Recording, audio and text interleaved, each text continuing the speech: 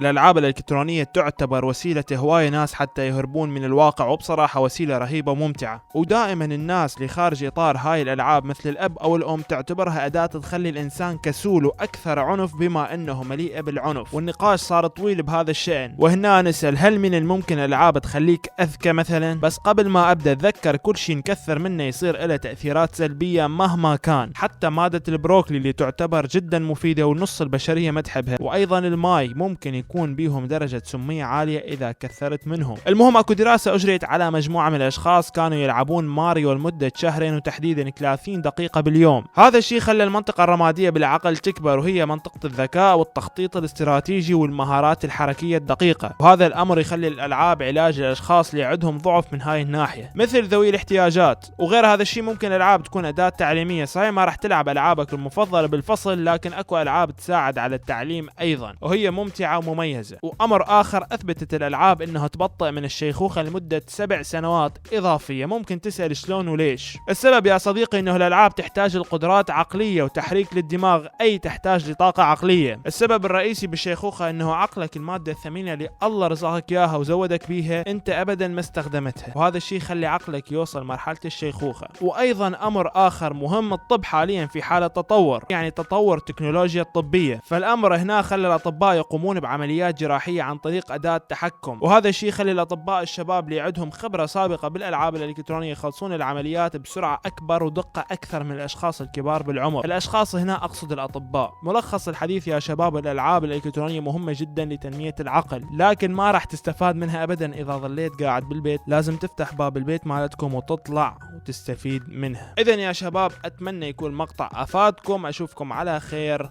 مع السلامة.